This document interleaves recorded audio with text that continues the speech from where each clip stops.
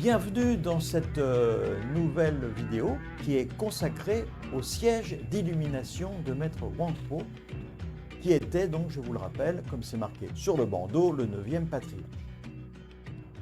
La dernière fois, je vous ai parlé de l'éveil de ce grand maître, Huang Po, qui, je vous l'ai déjà dit, a été, durant toute sa vie, très perturbé par la grande question qui devrait tous nous animer, à savoir qu'est-ce donc que ce mystère, que cet esprit un qui nous est si familier, puisque nous en sommes l'expression, mais que nous ne pouvons pas percevoir et que nous ne comprenons pas.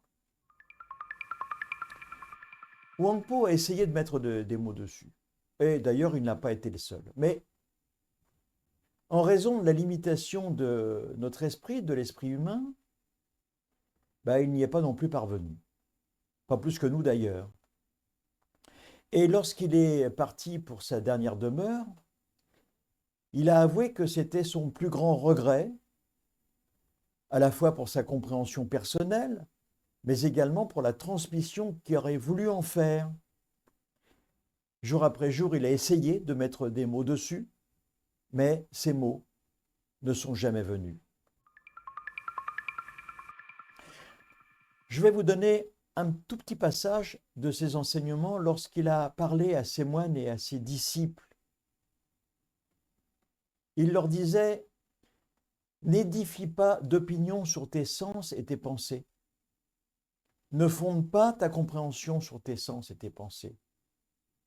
Et en même temps, ne cherche pas l'esprit séparé des sens et de tes pensées.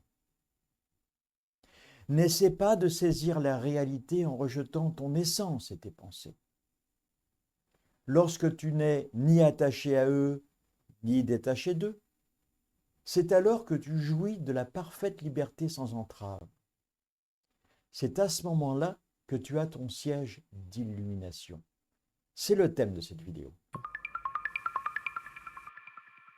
Lorsque Huang Po nous parle de l'esprit séparé de nos sens et de nos pensées, il nous parle de quoi? Il nous parle de l'esprit un. Cet esprit qui, tout en étant perçu comme étant extérieur à nous-mêmes, est en même temps l'essence de ce que nous sommes en réalité. Mais cela, nous ne le percevons pas.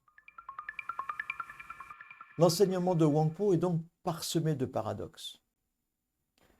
Son éveil et sa compréhension étaient très profondes. C'est pour cela que nous ne pouvons ni accepter, ni rejeter ce que Huang Po nomme l'esprit. En le rejetant, nous ne pourrions que nous rejeter nous-mêmes. En l'acceptant, nous ne pourrions que disparaître, absorbés par notre propre mystère. Cette réalité, nous dit Huang Po, n'essaye pas de la saisir. N'essaye pas de la saisir en rejetant essence et pensée.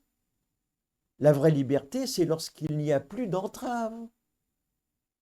Les entraves peuvent être comprises comme l'attachement à quelque chose, l'attachement à quelqu'un, l'attachement à des idées, l'attachement à des concepts, l'attachement même à cette vidéo, à cette pratique. Être attaché à quelque chose, c'est d'abord saisir cette chose, mais pouvons-nous saisir l'esprit un, cet esprit qui nous anime?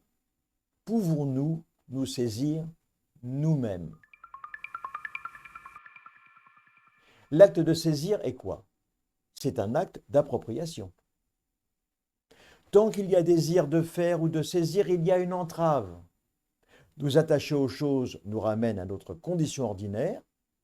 Nous devenons alors prisonniers de la fluctuation provoquée par notre sens, nos sens, devrais-je dire, et notre convoitise, nos convoitises.